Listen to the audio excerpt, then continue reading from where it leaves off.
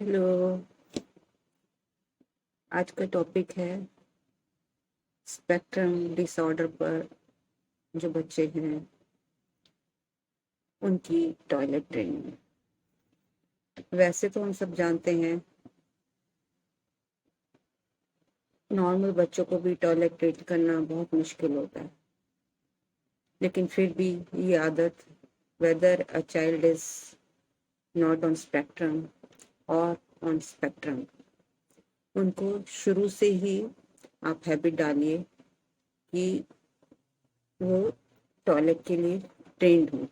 Because हमको जब भी बाहर जाना होता है या घर में भी होते हैं तो मदर्स को, पेरेंट्स को बहुत दिक्कत होती है। पहली बात तो कभी आप बच्चे को बाहर लेकर जाओगे तो 10 बार आपको सोचना पड़ेगा, एक ड्रेस साथ और रख लूं, क्या करूं, इसको डायपर पहनाऊं, ये सब बातें।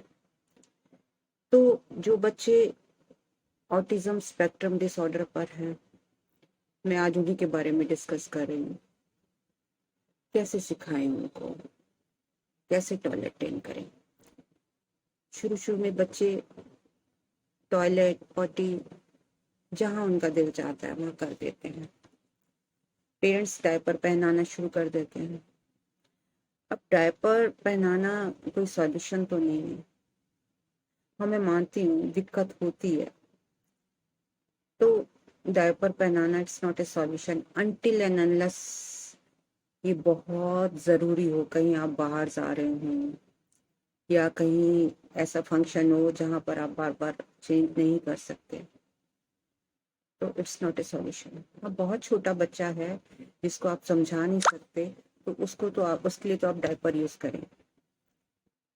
6 महीने तक आप डायपर यूज कर सकते हैं अकॉर्डिंग टू मौसम, सर्दी गर्मी कैसा क्लाइमेट है उसके अकॉर्डिंग आप यूज कर सकते हैं।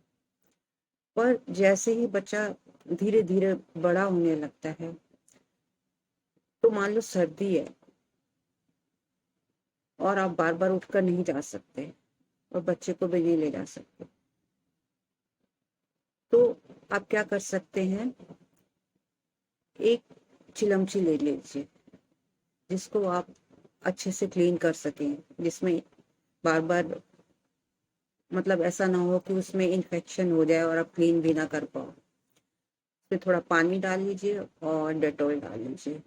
और अगर बच्चा 6 महीने का है या थोड़ा है, उसको बार बार उसमें सुसु के लिए कुछ थोड़ी थोड़ी देर बाद, हाफ एन आवर के बाद उसको टॉयलेट के लिए ट्रेन करें। उसको उसमें ऐसे पकड़ के और उसको टॉयलेट कराने की कोशिश करें। बार बार जब आप उसको ऐसा करेंगे तो उसका माइंड सेट हो जाएगा कि मुझे सुसु नीचे करना है, वो करेगा, उसको ट्रेनिंग हो जाएगी। ऐसे ही नॉर्मल बच्चों को ट्रेन किया जाता है।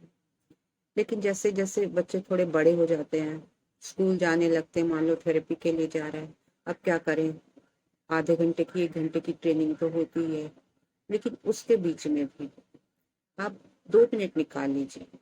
उसकी थेरेपिस्ट को बोलिए कि इसको टॉयलेट पे जाना है और उसको टॉयलेट टाइम करके बोल के बच्चे को, बच्चा तो बोलता नहीं है, अगर हमारा नॉन वर्बल बच्चा बोलता है तो ठीक है, अगर नॉन वर्बल है तो उसको हम बोलेंगे टॉयलेट टाइम, ये हम कहाँ जा रहे हैं, हम टॉयलेट जा रहे हैं। समझेगा वो बच्चा, उस बात को पकड़ लेगा और उसको आप टॉयलेट के लिए लेके जाइए, बैठाइए वहां पर। वो करता है तो ठीक है, अदरवाइज उसको वापस थेरेपी में भेज दीजिए। ऐसा अगर आप कुछ दिन करेंगे तो बच्चे के दिमाग में सेट होता चला जाएगा कि मुझे बीच में से लेकर जाते हैं, या उसके दिमाग में सेट हो जाएगा कि आधे घंटे के बाद मुझे टॉयलेट जाना है। दूसरी बात, आप घर में भी हैं, फिर भी हमने देखा है कि जितना मर्जी ट्रेन कर लो बच्चे को, फिर भी बच्चे बेड पर कर देंगे, सोफे पर कर देंगे, कहीं कॉर्नर पर कर देंगे। तो हमने करना क्या है, बच्चा तो बता नहीं रहा, तो हमें उसको ऑब्जर्व करना है। जब भी बच्चे को टॉयलेट पॉटी आती है तो आप उसका चेहरे को ऑब्जर्व कीजिए। वो या तो बिल्कुल ब्लैंक हो जाएगा, या आपके ऊपर ऐसे झुक कर देखेगा आइस निकाल कर, या आपको टच करेगा, या अपने प्राइवेट पार्ट्स को टच करेगा, या कर्टेन्स के पीछे जाकर छुप जाएगा, या फिर वो आपके बाथरूम के पास तक जाएगा और वापस आ जाएगा। ये सारी चीजें आपने ऑब्जर्व करनी है। मेरा बच्चा ट्रेन नहीं हो रहा था, उसके पेरेंट्स बहुत परेशान थे कि क्या करें मम्मा, ये तो टॉयलेट सब जगह कर देता है, इतना एम्बेरसिंग फील होता है। तो मैंने उनसे 1 वीक मांगा, और 1 वीक के अंदर मेरा बच्चा टॉयलेट ट्रेन हो गया। अब जाता है, दो अभी थोड़ा बड़ा हो गया, पर इतने दिन से जो समझा रहे थे नहीं समझ आ रहा था।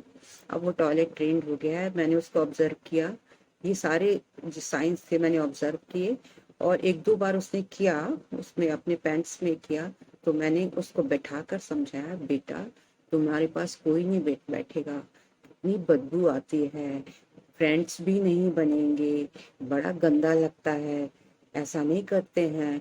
तो मुझे लगता है समहाउ कि उस बच्चे को दिमाग में बैठ गया। कंटिन्यूअसली आप उसको धीरे धीरे धीरे धीरे पूरे मैंने 7 डेज उसको समझाया, और मैंने ये देखा 2-3 दिन बाद वो बच्चा अचानक खुद बाथरूम में जाने लगा, खुद टॉयलेट करने लगा, पॉटी भी इवन कर लेता है, पॉटी टॉयलेट सब कर लेता है। हाँ, बीच बीच में कई बार जाकर टॉयलेट के पास खड़ी हो जाती है, तो हम बोलते हैं नहीं बेटा टॉयलेट जाना है।